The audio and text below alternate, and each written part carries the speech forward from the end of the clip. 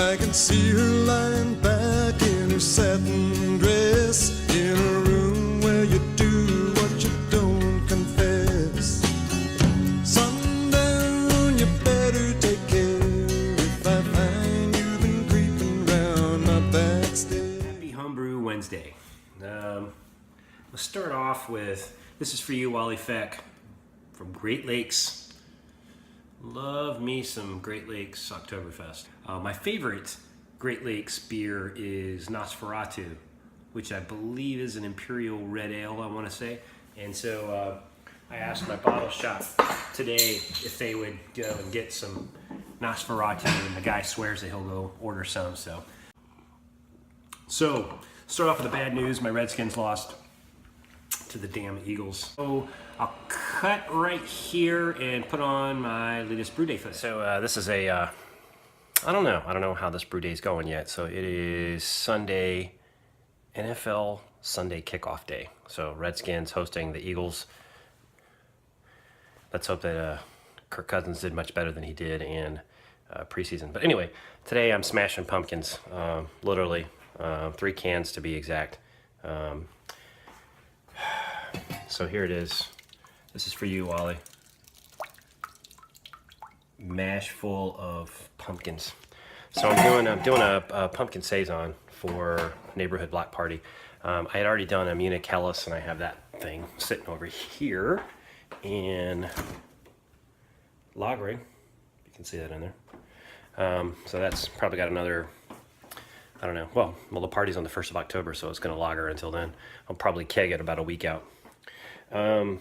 Give it a chance to get clear and good and carved and all that.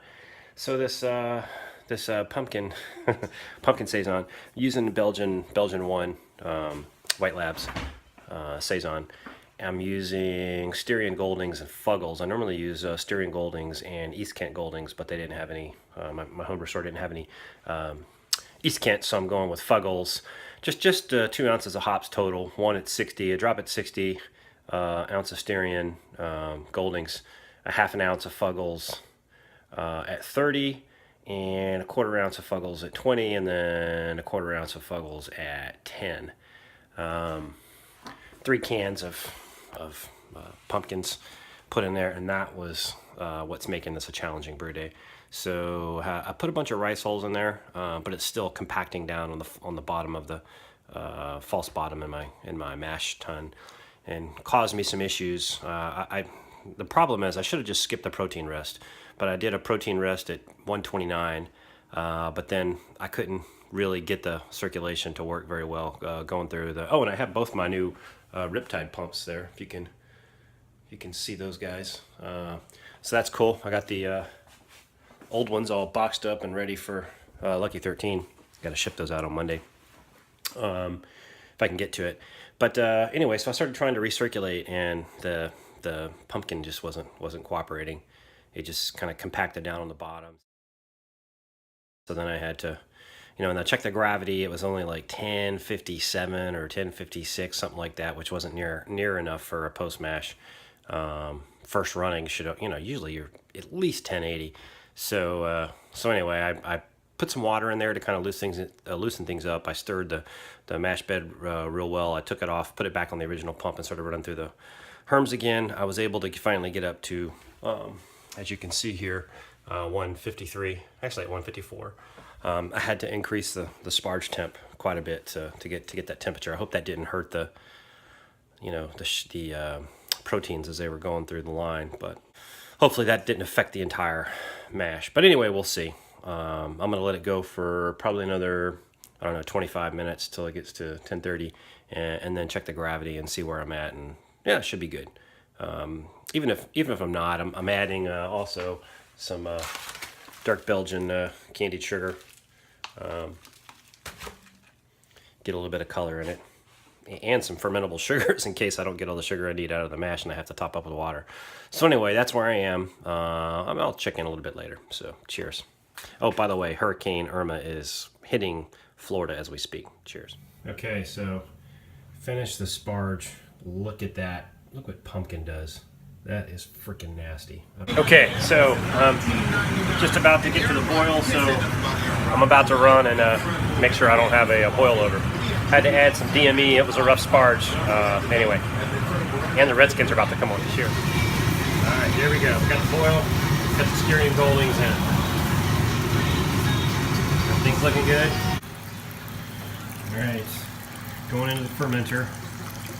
It's a pretty good color for a pumpkin ale. All right, this is crazy. I just finished brewing this thing less than an hour ago. And it's already freaking bubbling. This thing is crazy. The pumpkin ale was a bitch. Actually, it ended up working out, but only because I had a bag of dry malt extract. The runoff gravity was 1055 or 1056, something like that. It wasn't very high. I'm used to runoff gravities being at least 1080, if not higher. This thing started off at like 1055, so I knew. I said, man, there's no way I'm gonna get. I usually try to get 7 1/4 gallons out of my sparge, because it's what I try for. I wasn't sure I was gonna get that, because normally you start sparging it. You know, I figured if I started, you know, when I start sparging at 1083 for the runoff gravity, by the time it gets to, you know, 5 gallons, I'm already getting close to like 1020, 1025, and I'm really struggling to get that last couple of gallons out before I go down to 1010. I don't know if the pumpkin, you know, kept the starch conversion from happening. I know one thing I did was I started my protein rest at 129, and then it took forever because the pumpkin was so thick. It was really hard to get up to temperature anytime soon. So I had this massive like 2.5 hour mash, but somehow going through the sparge, I never got below 125, I think. I don't know that because the pumpkin sludge was at the bottom and the water went through so slow, if it just took forever to get down. I don't know. It was one of the most bizarre brew days. Interesting brew day. Hopefully the pumpkin ale comes out. It's been bubbling away pretty well. I got the heat wrap on it. I've got it up to about 79, 80 degrees right now, so it finishes out high and gets that nice funky character to go with the pumpkin. So we'll see how it goes. So I'll have a Munich Helles and the pumpkin ale, and then of course I still got the regular, the new school single IPA, not double IPA. Not sure what I'm gonna do next. I think I'm in the mood to do an Imperial Stout. It's been a while since I've done a super dark beer. I'll do an Imperial Stout or maybe an Imperial Porter. I might do that instead. Got all my bottles all bottled up for the SJ Pour. Sent some goodies to SJ. Hopefully he enjoys those. And man, let's get it on. Anyway, I took my kids last update. I said I was going to take them to go see It. If you haven't seen It, you really should go check it out. If you like nostalgic, you know, things about the 80s, It is what you want to go see. The kid from Stranger Days series is in it, and he was good in that, and that was kind of an 80s film, so that's kind of his thing, I guess. But movie was freaking creepy. Special effects were awesome. Did I mention the clown was creepy? My son was like, he had his hoodie up, he had his shirt up like this, you know, and he, you know, his hands were shaking, he was going nuts. But you know, as we were, you know, after you know, cringing for the entire 2 hours and 15 minutes and peeking through the top of his t-shirt, on the way out, he was all of a sudden big man, like, oh, that wasn't so bad, you know. But my daughter was supposed to go, but she ended up doing a football game or something, so with her middle school. So anyway, that's my update this week. Hey, I almost forgot this. So what was it, Friday or Saturday evening, actually this weekend is my wife's birthday, and I remember that it's her birthday because she was born on September 17th, which coincides with the bloodiest day of the Civil War. I think something like 23,000 plus soldiers died in one day in the Battle of Antietam, which is the bloodiest day of the American Civil War. But anyway, don't tell her that that's how I remember her birthday. Actually, she knows. But anyway, so we're going to go out this weekend, and we're going to do, I think we're going to go do an escape room. I know Ryan Lewis, you've been wanting to do an escape room. We're going to do one this weekend if we can get the reservations. And then we're going to go to some speakeasy, some place where some door magically opens up in the side of an alley. This is in Old Town Alexandria. And you have to have a password, and you go in, and there's like jazz music, and it's like speakeasy. So anyway, we're excited to do that. It'll be fun. But anyway, last weekend, good friends of ours, the husband was having a birthday, and they invited us out to go to a place called Sovereign in Georgetown. And this is a place that apparently it was, well, I'll tell you in a minute, but it's up this alleyway and they have these candles that kind of light the way, and you go up there, and this place has over 4,000 bottles of high-end, off-the-chart Belgian, any beer you can think of, but it's a Belgian theme. So it's a Belgian-inspired American and true Belgian ales. And they have a bottle room, which, well, first of all, the food was amazing. It was all Belgian food, Belgian beers. We ordered 4-ounce. That would be a hard task. So we were able to stick them in our suitcase and bring a whole bunch of whiskeys home and give them as gifts to friends who, you know, appreciate.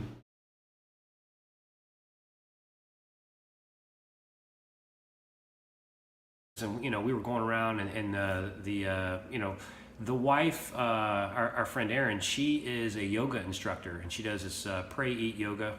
She's going to shoot me if I got this wrong, but essentially her company, she has her own company. She's a yoga instructor, and she goes to all different breweries here in the DC area, and she first does the yoga instruction, then they, you know, put the yoga pants away, and they, well, probably they keep them on. They probably don't take them off, but then they go over to the tasting room and start pounding beers.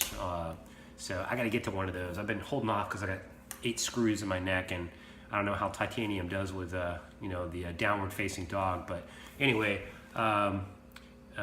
really cool lady, really cool guy, Andy, and we went and were lucky enough to have them invite us to share his birthday weekend, and we went to this place, Sovereign. It was freaking awesome. I'll pause here and put some video up. So yeah, the food was great, the beer was great. We were doing 4-ounce tasters, and I ended up getting, you know, it's funny. You guys remember me ranting about the SJ Pour last year. I was griping because, I got an email in my way. I was griping because the session beer category ended up causing a lot of sours to be entered into the competition. So, and you know, I'm like, hey, it's a sour. I mean, you know, how good can it be?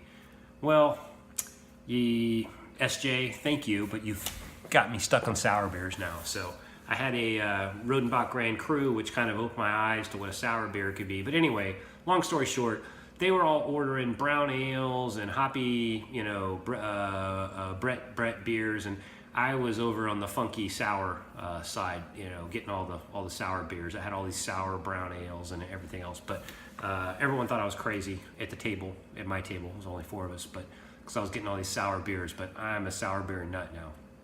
So I ended up getting all these tasters, and then I got a big goblet of their house lambic, which was freaking awesome. And I mean, it was really professional. The server knew his stuff.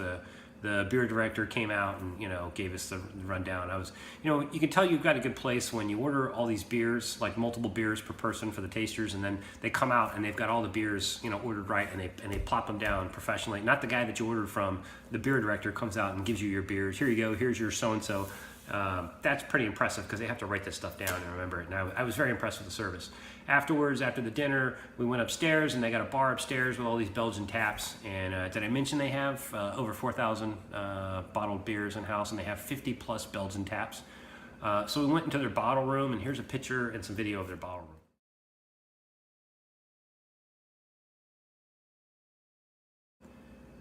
So I don't know if you could see in the video that I shared, but they had like 5 cases of West Veteran 12 on the bottom. Think about that for a minute. These guys have, like, I don't know if they're spies everywhere over in Belgium, you know, getting all their beers, but any beer you can think of, these guys pretty much had. Mostly Belgian inspired, but man, did I mention it was a good place? So anyway, I look forward to seeing you guys' videos, and hey, have a happy homebrew, and have a very happy Homebrew Wednesday. Cheers.